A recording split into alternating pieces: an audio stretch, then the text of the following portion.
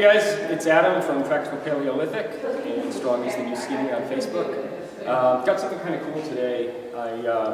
One of the questions that comes up a lot, it's come up on Facebook on Strong is the New Skinny, it's come up on my blog, and recently Brian from my5fingers.com asked me to do an article series on beginning CrossFit and sort of introduce CrossFit, which is getting a lot more popular lately, to the my5fingers.com community. And so this is actually my third in a series of articles, in this case a video blog, about just getting started in CrossFit, finding a good box. I've got, I'm at CrossFit 203 in Danbury, Connecticut, and I've got one of their coaches, Michelle Conley, and Melissa and Kirk, who own CrossFit 203, Jackson and Batman.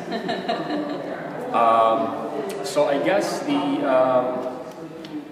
first off, I've written about this a lot, but I'd like to get you guys take it, just kind of jump in and throw out whatever you have.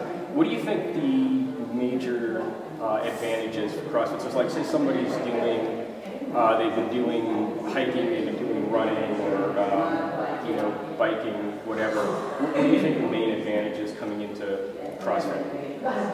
As far as pertaining to their particular sport? As far as either good point, pertaining to their sport or just in their general overall fitness, like CrossFit versus.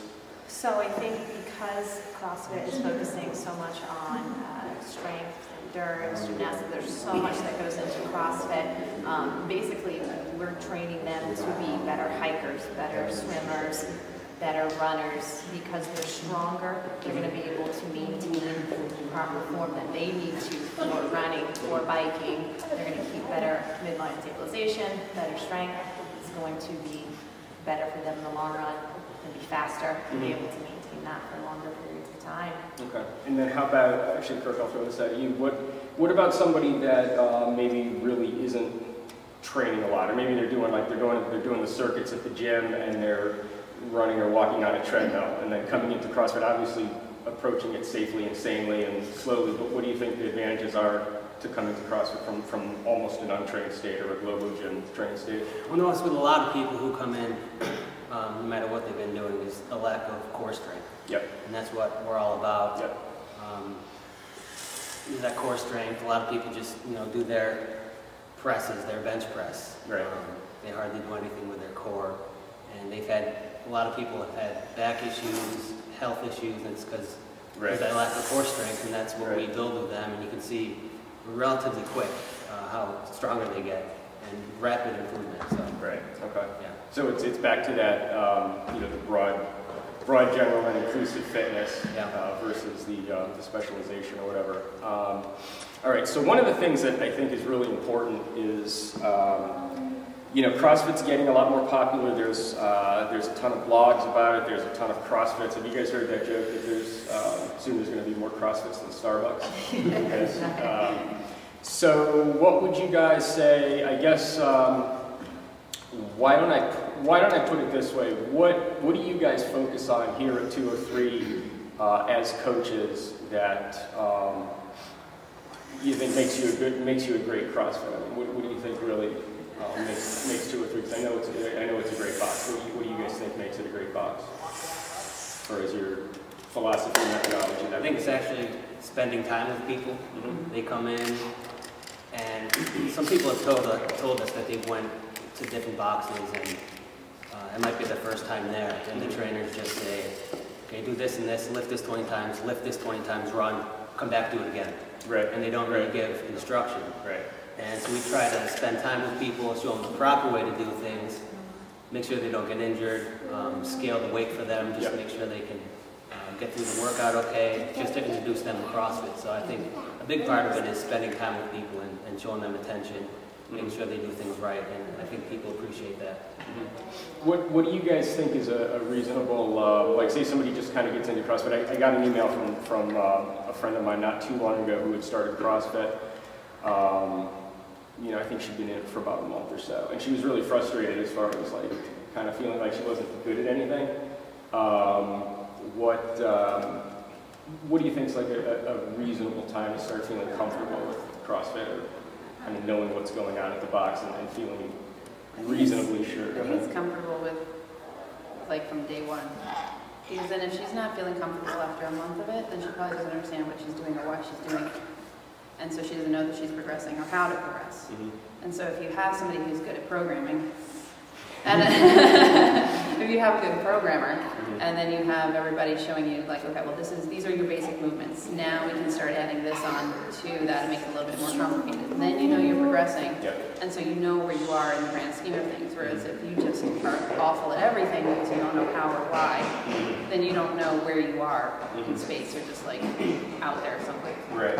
So I think when you first start CrossFit, no matter what level you come into it, it can be very overwhelming. A lot of new movements, there's a lot of people, there's a lot of music, people are dropping barbells, and I think the biggest thing, and I think what we all try to do here as trainers, is that, you know, they go through their foundations and they come in and they're probably still really overwhelmed, but it's scaling so that they can feel successful.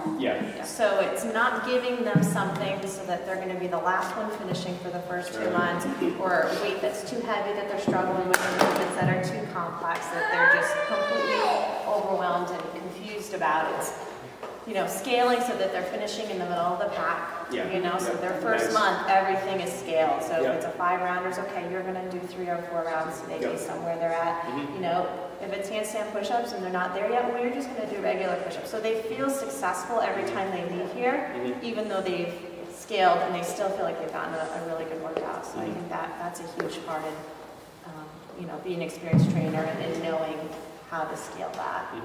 just being mindful of each person as their individual. Right. And taking that into consideration and paying attention enough to know that. Right. Yeah, it's a great point that Melissa made, because when I did the gymnastics cert with Jeff Tucker, that was like one of these things. It's like, I want to build people up, not break them down. It's like, I want people to finish a workout and, you know, feel accomplished, not defeated, deflated. So real quick, Melissa, what's your background? Just sort of time, years in training and what you do for your day job and all that kind of stuff. I am a physical therapist by day. I have been in the orthopedic practice, outpatient, for going on almost 8 years now. I started CrossFitting about 5 years ago in a garage. I got certified a year later, and been coaching ever since. So my cert was in 2008. Okay. And, And then and then Kurt, you're... I started CrossFitting soon after she did. She started, and she'd go in the early mornings. So I'd be getting ready for work. She'd come home, practically crawling up the stairs, day after day. And I was like, "What are you doing over there? What's going on? Maybe I should try this out." Because she kept on saying how awesome it was, how great the workouts were, even though she was crawling up the stairs. She still loved it. So I was like, "Oh, there must be something to this." So I started doing it soon after she did. Okay. And then we became coaches a couple years after that. So we've been coaching for about 3 years now, 3 or 4 years. Okay. When did you guys open? Last November. Last November. Just over a year, yeah. Okay. Cool. And then Michelle, you're... I've been a personal trainer with ACE since 2005, and I got my CrossFit cert in 2008 as well. So, but I started doing it just about in the same year, so I was one of those back-to-back. Okay. So you're going on almost 4 years. Yeah. Long Yeah. time. So, the point in there is that combined, there's a ton of experience here too, and that's a good question to ask. If you go to a box that just opened, you at least want to make sure that the people running it have, the coaches have a lot of experience or combined experience. I think, Michelle, what do you think makes a good coach? You're one of the coaches, so what makes a good coach? I know we've talked about this before. So. Somebody who can, like I was saying before, somebody who can look at a variety of different people and see if they all need different things and try to figure out what that is. Because it's not one blanket scale for everybody. Not everybody's going to do 3 rounds instead of 5.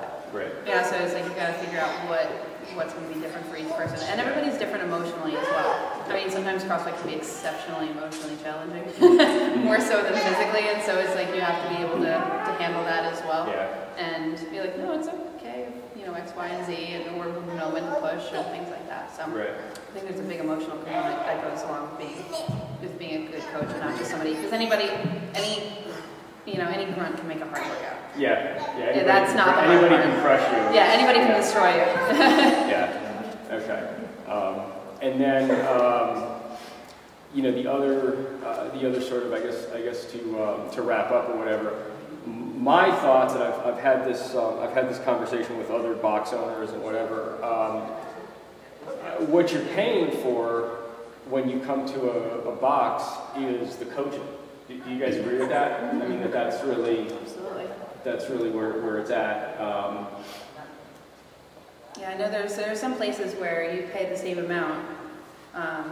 So I know there's a couple places that I've heard of that charge about $250 a month, but they don't do anything. Like you have to drag the guy out of the office, and then he puts like 3 wads on the board and just goes like, you just show up whenever and do whatever, whichever of those 3 you like best. Right.